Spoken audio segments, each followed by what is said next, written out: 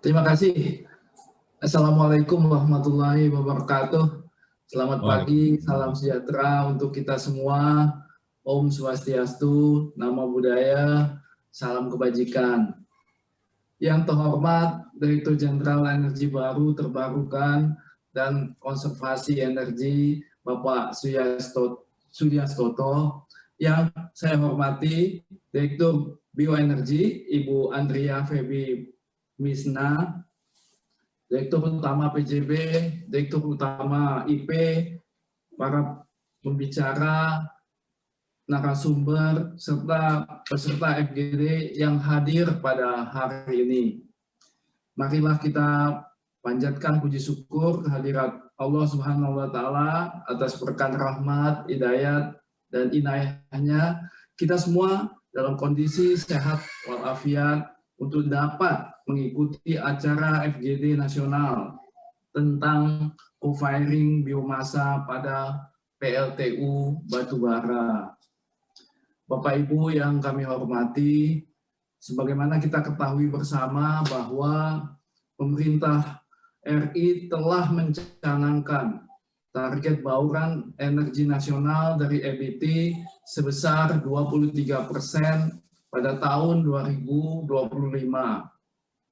Berkaitan dengan hal tersebut, kami PLN berkomitmen untuk mendukung dan mendorong pencapaian target ini melalui salah satu program transformasi kami, yaitu Green Booster. Dengan melaksanakan program co-firing dengan menggunakan biomasa maupun SRF, Solid Recovered Fuel, SRDF, Refuse Derived Fuel pada PLTU Batubara. Program co-firing ini juga merupakan bukti aksi nyata PLN dalam membantu penurunan emisi gas rumah kaca dan emisi karbon, sekaligus sebagai salah satu solusi penanganan sampah di Indonesia demi menyediakan listrik yang ramah lingkungan dan juga berkelanjutan. Inisiatif co-firing di PLN telah dimulai di tahun 2017 dan dilanjutkan dengan tahap uji coba pada tahun 2019, berlanjut di tahun 2020 ini. Program co-firing akan dilaksanakan di 52 lokasi PLTU Batubara PLN existing, dan saat ini satu lokasi telah masuk ke tahap implementasi, yaitu PLTU Paiton di Jawa Timur, serta 15 lokasi masuk ke tahap uji coba yang akan didampingi oleh PLN Puslitbang. Setelah tahapan uji coba ini, masih ada beberapa hal yang kita perlukan bersama dalam penyiapan instrumen pendukung, koordinasi terkait regulasi teknis, aspek teknologi, pasokan bahan bakar, dan aspek keekonomian, serta dukungan kebijakan lintas sektoral.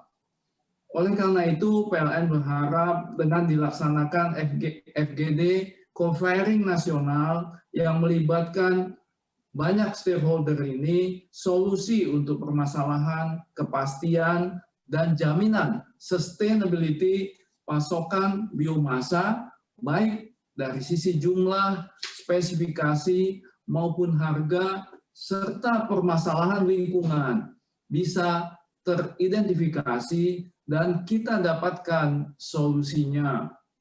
Kemudian, PLN juga berharap dukungan regulasi dari pemerintah untuk implementasi co-firing ini, sehingga program co-firing PLTU Batubara dengan biomasa maupun RDF, SRF nantinya dapat berjalan tanpa hambatan dan secepatnya dapat berkontribusi dalam menambah bauran energi EBT nasional.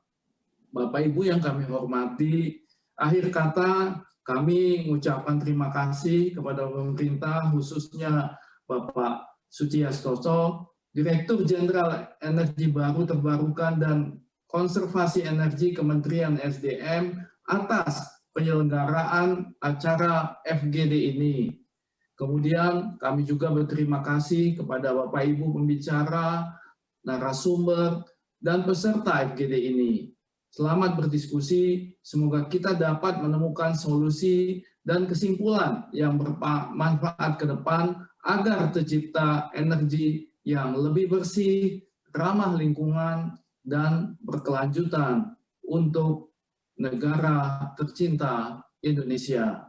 Terima kasih. Wassalamualaikum warahmatullahi wabarakatuh.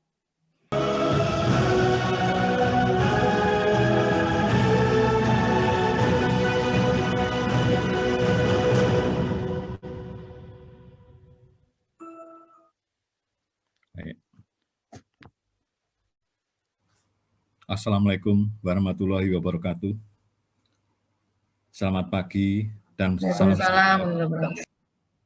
selamat pagi dan salam sejahtera bagi kita semua. Om Swastiastu, Namo Buddhaya, dan salam kebajikan. Yang kami hormati Direktur Utama PT PLN, Pak Zulkifli Syahini, beserta jajaran,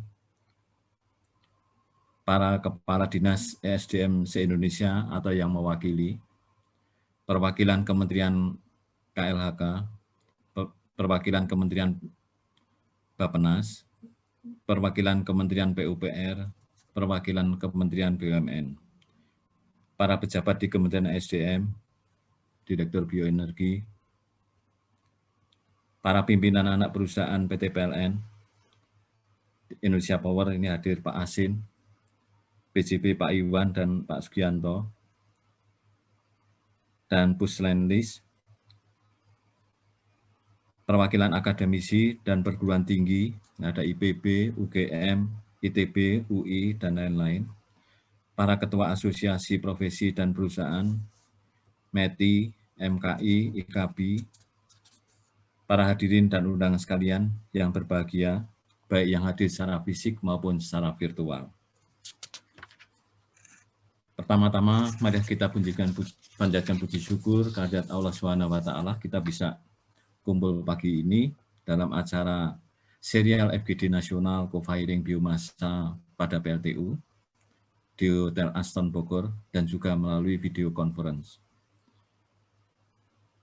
Perlu saya sampaikan bahwa pemanfaatan co-firing sebagai bagian dari pengelolaan sampah ini merupakan suatu terobosan bagi pengembangan EBT, kemudian juga menyelesaikan masalah sampah, ramah lingkungan, serta membangun ekonomi masyarakat yang baru. Jadi ini penciptaan lapangan pekerjaan yang baru juga sebenarnya. Bapak dan Ibu yang saya hormati, pada kesempatan yang baik ini, saya akan menyampaikan beberapa hal terkait implementasi co-firing biomasa pada PLTU untuk meningkatkan bauran energi baru terbarukan nasional. Di antaranya arah kebijakan pemanfaatan EBT nasional, program pengembangan co-firing biomasa pada PLTU, model bisnis co-firing, dan serial FGD nasional co-firing ini. Jadi, implementasi dari co-firing ini memang memerlukan upaya yang cukup serius, karena pengembangan dan implementasinya ini kita harus membangun ekosistemnya dalam rangka membangun supply chain agar supaya menjadi kegiatan ekonomi yang berkelanjutan. Jadi saya terima kasih ini melalui FGD ini berbagai stakeholder bisa hadir termasuk Pak Dirut, karena ini menjadi jaminan, seolah jaminan dari marketnya sudah ada. Inilah yang menimbulkan optimisme dari penerapan co-firing ini, dan ini terobosan juga dalam rangka mencapai target EBT. Sebagaimana kita ketahui bahwa arah kebijakan pemanfaatan EBT nasional adalah pencapaian target 23%. Nah, target 23% ini kalau kita terjemahkan itu ada dua, yaitu dalam bentuk pembangkit listrik EBT dan juga sebagai biofuel. Nah, untuk PLT EBT sendiri, 23% ini yang diterjemahkan dalam target PLN juga 23%. Ini sebenarnya kita harus mempunyai tambahan pembangkit EBT sebesar 10.000 megawatt. Nah, padahal dalam 4 tahun belakangan ini kita itu hanya tumbuh, EBT itu hanya tumbuh 500 megawatt. Artinya apa? Dalam 5 tahun ke depan, kalau tidak ada upaya terobosan-terobosan ini, ya kita hanya mendapatkan 2.500 megawatt. Jadi inilah yang kita itu harus berupaya keras, bagaimana kita meningkatkan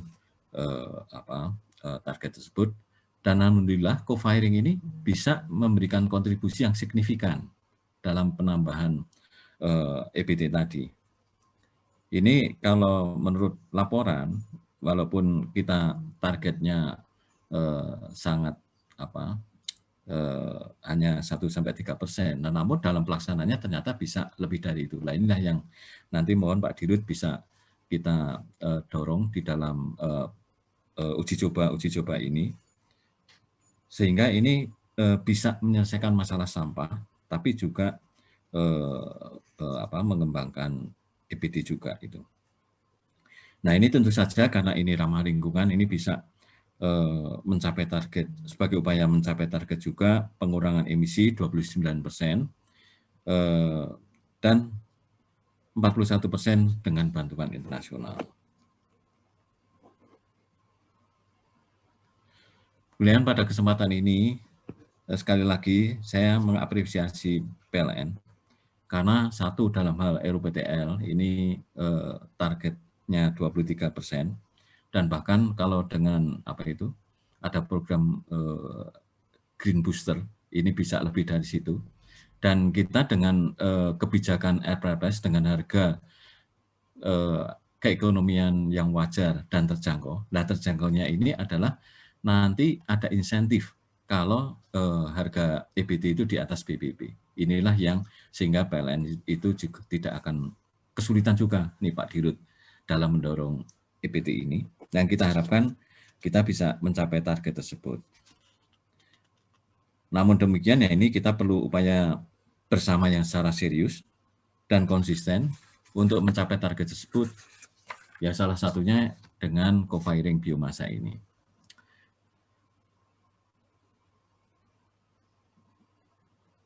Dalam kesempatan yang baik ini, perlu saya sampaikan bahwa pengembangan EBT ini strateginya adalah melalui upaya peningkatan efisiensi, sehingga biaya itu turun. Artinya misalnya begini, sekarang itu yang teknologi cukup pesat perkembangannya adalah PLTS, energi surya, dan angin. Energi surya ini bisa mencapai 5 sen per kWh di kita. Bahkan di berbagai negara itu sudah di bawah 5 sen. Nah, kalau kita bisa mengembangkan ini secara masif, ini kan meningkatkan efisiensinya bagi PLN juga. Inilah yang artinya cost bagi PLN juga akan turun. Namun di sisi lain, strategi kita adalah melalui upaya penciptaan pusat-pusat pertumbuhan ekonomi baru. Nah, misalnya adalah kita mendorong tumbuhnya industri perikanan, industri pertanian yang didukung dengan cold storage.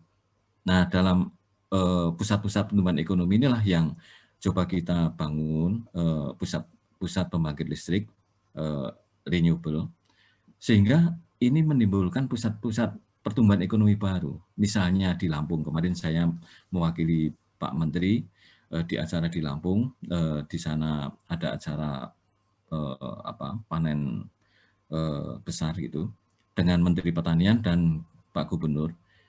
Lampung itu ternyata dalam situasi krisis masih tumbuh 2% dan didukung oleh pertanian.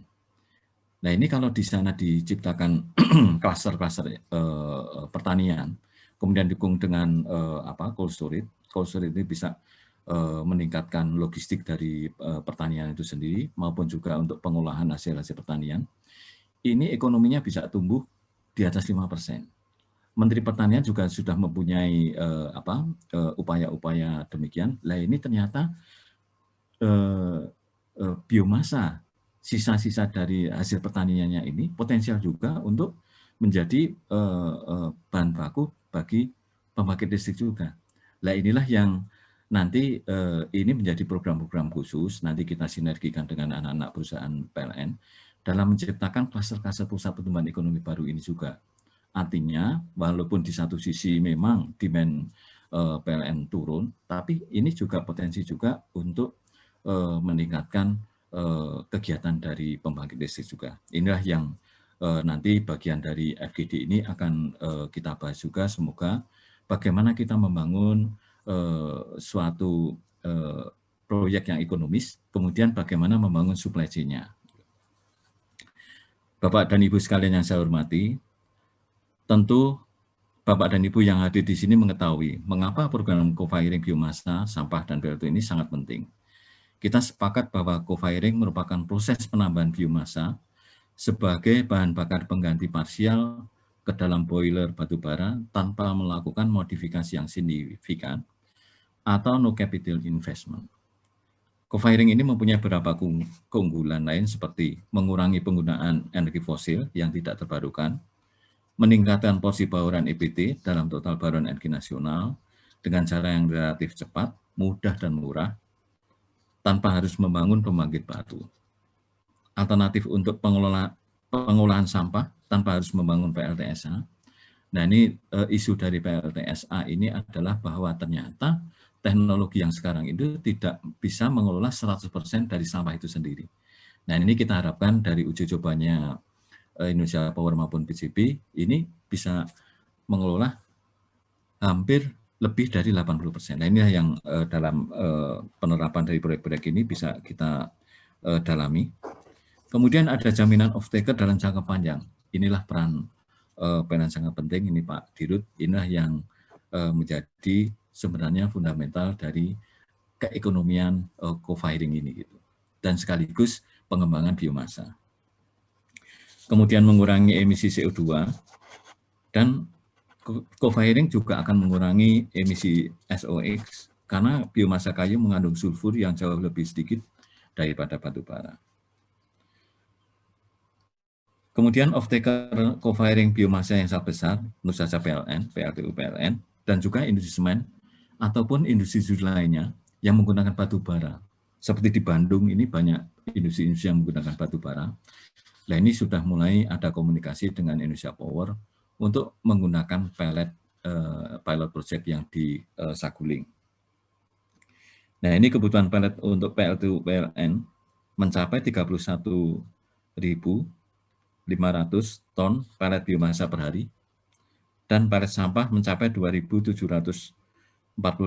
ton pellet per hari.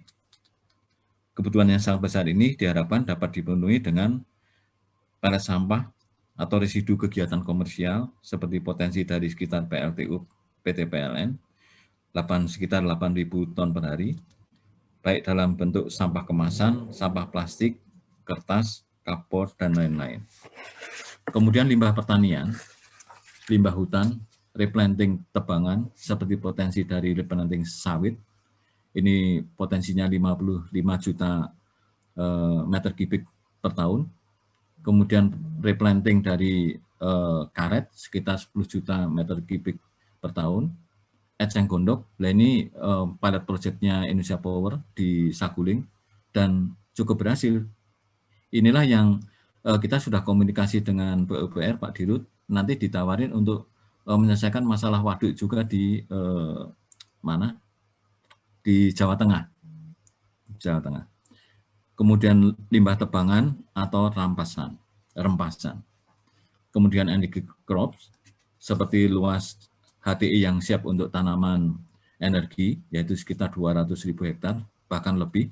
Saya sudah komunikasi dengan Sekjen KLHK, dan kita sudah ada MOU dengan KLHK yang siap dimanfaatkan lahannya. Nah ini bagi para stakeholder yang berminat untuk membangun biomasa, energi biomasa, kita persilahkan. Kemudian dalam berbagai kesempatan, PT PLN telah menyampaikan rencananya untuk melaksanakan program co-firing biomasa seperti tadi disampaikan Pak Dirut, di 52 lokasi PLTU dengan 114 unit PLTU dengan total kapasitas 18.154 MW. Sehingga nantinya dengan program ini akan membutuhkan pelet sebanyak 4,16 juta ton per tahun. Dengan asumsi 1 ton pelet sampah atau RDF dapat dihasilkan dari 2-3 ton sampah. Nah, ini tergantung dari komposisinya. Kebutuhan sampah untuk RDF pada co-firing PLTU mencapai 5-8.000 ton per hari. Ini sangat potensial dan ini merupakan ekonomi baru.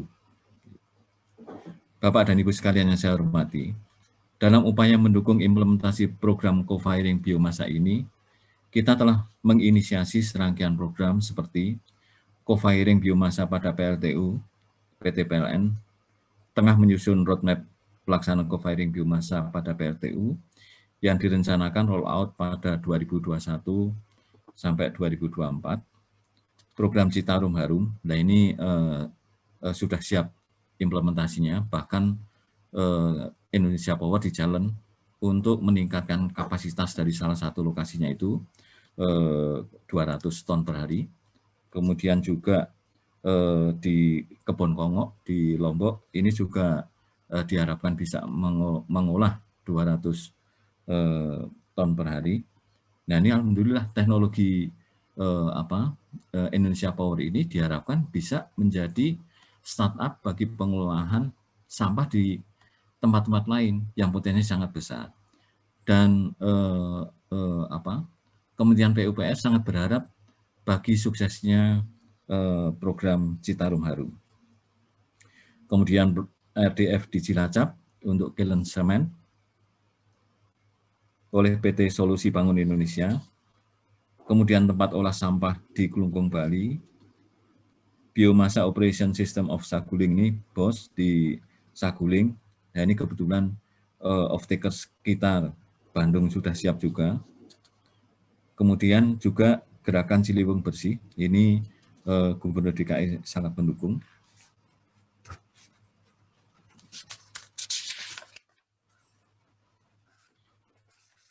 Jadi diharapkan nanti di dalam diskusi FGD ini kita juga fokus bagaimana agar pengembangan dari co-firing ini berbasis komersial. Bapak Ibu yang berbahagia, sebagai penutup keynote speech saya ingin menekankan beberapa hal, bahwa FGD yang pertama, National Co-firing Biomasa pada PLTU ini juga merupakan sebuah public hearing RSNI pelet biomasa dan RSNI pelet sampah untuk pembangkit yang menjadi syarat mutlak dalam perumusan sebuah standar sebelum ditetapkan.